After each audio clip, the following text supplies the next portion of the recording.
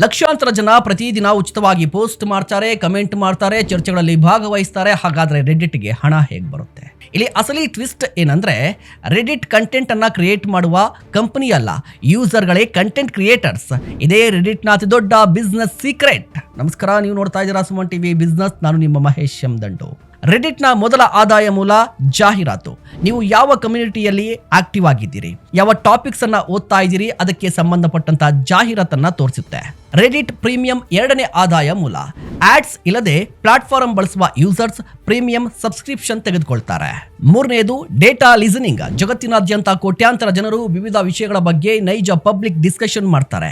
ಈ public conversation data ಅನ್ನ AI ಕಂಪನಿಗಳಿಗೆ ಲಿಸನಿಂಗ್ ಅಗ್ರಿಮೆಂಟ್ ಮೂಲಕ ಒದಗಿಸುವುದು.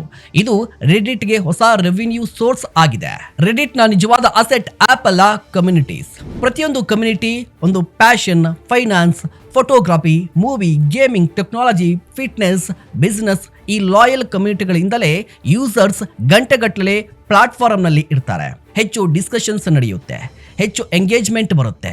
ಅಲ್ಲಿಯೇ ಬಿಸ್ನೆಸ್ ಆಪರ್ಚುನಿಟಿ ಕೂಡ ಅಡಗಿದೆ, ಅಲ್ಲಿಯೇ ಬಿಸ್ನೆಸ್ ಅವಕಾಶವೂ ಅಡಗಿದೆ. ಬಿಸ್ನೆಸ್ ನಲ್ಲಿ ಒಂದು ಪ್ರಮುಖ ನಿಯಮ ಇದೆ: ಕಂಟೆಂಟ್ ಸೃಷ್ಟಿ ಮಾಡೋದಕ್ಕಿಂತ ಕಂಟೆಂಟ್ ಸೃಷ್ಟಿಸುವ ಕಮ್ಯುನಿಟಿ ನಿರ್ಮಿಸುವುದು ಹೆಚ್ಚು ಪ್ರಭಾವಶಾಲಿ. ಯಾಕಂದ್ರೆ ಕಮ್ಯುನಿಟಿ ಬೆಳೆದಂತೆ ಕಂಟೆಂಟ್ ಸ್ವಯಂ ಸೃಷ್ಟಿಯಾಗುತ್ತೆ, ಎಂಗೇಜ್ಮೆಂಟ್ ಹೆಚ್ಚಾಗುತ್ತೆ, ಟ್ರಸ್ಟ್ ಹೆಚ್ಚಾಗುತ್ತೆ, ಬಿಸ್ನೆಸ್ ಕೂಡ ದೀರ್ಘಕಾಲ ಬೆಳೆಯುತ್ತೆ. ರೆಡಿಟ್ ಯಶಸ್ಸಿನ ಕಾರಣ ಟೆಕ್ನಾಲಜಿ ಮಾತ್ರ ಅಲ್ಲ, ಒಬ್ಬರೊಂದಿಗೆ ಮತ್ತೊಬ್ಬರು ಮಾತನಾಡುವ ಕಮ್ಯುನಿಟಿಯನ್ನ ನಿರ್ಮಿಸೋದು. ಬಿಸ್ನೆಸ್ ನಲ್ಲಿ ಕೆಲವೊಮ್ಮೆ ಪ್ರಾಡಕ್ಟ್ಗಿಂತ ಕಮ್ಯುನಿಟಿಯ ಮೌಲ್ಯವೇ ಹೆಚ್ಚು. ನೀವೇನ್ ಹೇಳ್ತೀರಾ? ದಯವಿಟ್ಟು ಕಮೆಂಟ್ ಮಾಡಿ. ಇಂತಹ ಮತ್ತಷ್ಟು ಕಂಟೆಂಟ್ಗಾಗಿ ನೋಡ್ತಾ ಇರಿ ಸುಮನ್ ಟಿವಿ ಬಿಸ್ನೆಸ್.